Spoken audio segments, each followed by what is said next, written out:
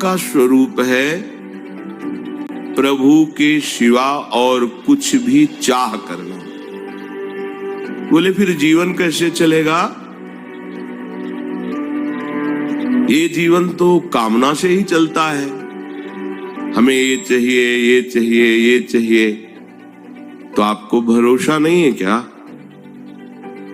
एक देशीय शरीर में ममता करने वाली मां अपने बेटे की चाहे जितना सयाना हो जाए वो चिंता करती है, कब उसे क्या चाहिए वो अपनी सामर्थ्य के अनुसार प्रयास करती है।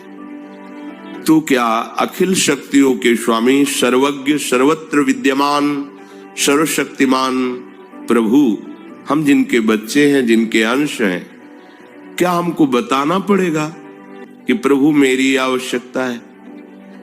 आवश्यकता वो खुद पूर्ण करेंगे। अनावश्यक मांगे हमें परेशान किए हुए, आवश्यक मांगे।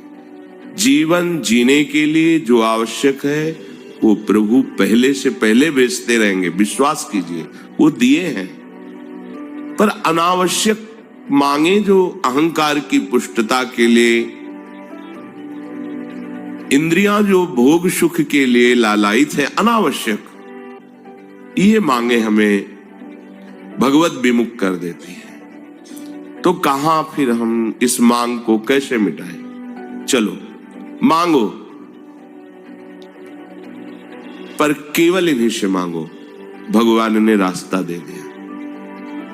आर्त, अर्थार्थी, जिज्ञासु, ज्ञानी, चार ही प्रकार से मेरे को भजने वाले हैं। भगवान ने उसमें कहा कि जो ज्ञानी है वो मुझे बहुत प्रिय है, बहुत प्रिय है। तो फिर ऐसा लगा कि ये जो तीन हैं, आर्त, अर्थार्थी, जिज्ञासु, ये आपको प्रिय नहीं है। श्री भगवान मानो इसी भाव को आगे पुष्ट करते हुए कहते हैं, उदाराः सर्व एवैते। भगवान उदार कह रहे हैं, जो इनसे मांगता है, देखो कैसे उदार शिरोमणि है। प्रभु से जो मांगता है प्रभु उसे उदार कहते हैं, दरिद्र नहीं कह रहे, भिखारी मांगता ही रहता है, ये दे दो, ये दे दो। जैसे कोई संपत्तिवान माता पिता हो और उसका पुत्र उससे मांग रखे बार बार, तो उसे अच्छा लगता है कि इसी के लिए तो वैभव है, अच्छा है, और क्या चाहिए तेरे को, और क्या चाहिए। उनको और दुलार आता है। फिर ये तो अनंत शक्तियों के स्वामी हैं, पर शर्त है केवल इन्हीं से। इस शर्त में हम सब फेल हो जाते हैं। अगर केवल एक बात रहे कि इन्हीं से, तो आप निहाल हो जाओगे। इस शब्द याद कर लो, केवल इन्हीं से। इंतजार करो, ऐसा नहीं कि अभी बोला अभी हो जाए। बहुत बच्चे हैं उनके, एक दो थोड़ी हैं। और पुकार तो अभी आपकी पहुंच जाएगी, अभी पास हो जाएगा, पर वो पुकार नहीं, अभी आर्त नहीं है, दैन्यता नहीं है, प्रियता नहीं है, इसलिए हमारी पुकार वहां तक पहुंच नहीं पा रही।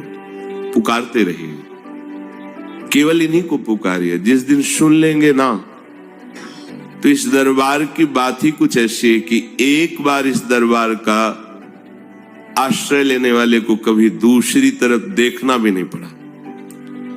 और ये ऐसे उदार दाता है कि मांगने वालों को कह रहे हैं उदार है। उदाराः सर्व एवैते ज्ञानी त्वात्मैव मे मतम् आस्थितः सहि युक्तात्मा मामेवानुत्तमां गतिम। कितने कृपालु हैं वो। तमाम गतिम, जो मांगोगे वो तो मिलेगा ही, और ये अपनी तरफ से एक बात देंगे, उत्तम गति देंगे। अन्य की तरफ मत देखो, एकमात्र प्रभु का भरोसा कर लो तो कामना की भी पूर्ति हो जाएगी। और जो निष्काम धर्म के आचरण से फल मिलता है, उत्तम गति, वो उत्तम गति भी दे देंगे। कितने कृपालु हैं। भगवान कह रहे हैं कि ऐसा न समझो कि ज्ञानी ही मुझे प्रिय है और तो सब बेकार। कह रहे नहीं, उदारा सर्व एवैते। ये जो आर्त है, ये जो जिज्ञासु है, अर्थार्थी है, ये बड़े उदार हैं। कैसी करुणा है। भला मांगने वाला उदार कैसे हो सकता है। लेकिन ये अति उदार भी सुंदर, ये ऐसे प्रिया प्रीतम है, ऐसे महामहिम है कि इनके दरबार में जो मांगा तो उसको उदार कहते हैं। बड़ा उदार है, बड़ा लाडला बच्चा है। इधर उधर ना भटक कर सीधे हमसे कह रहा है। प्रभु का प्यार देखो। हम भटक रहे हैं अज्ञान की धरा में।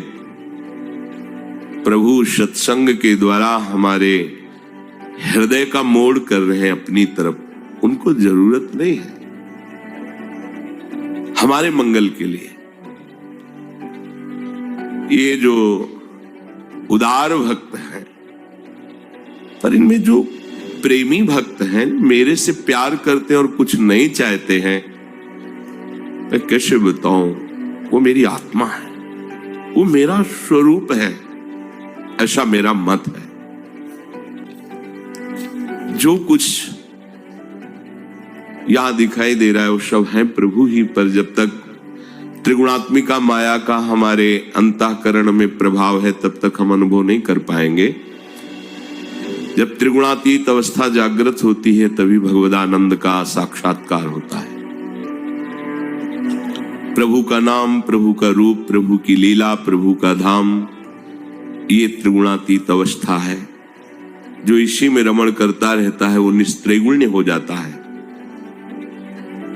जिसको एक बार भगवदानंद की अद्भुति हुई, फिर अंतःकरण धर्म से वो ऊपर उठ जाता है। संसार का मनन चिंतन, संसार का आकर्षण, भोगों की दास्ता,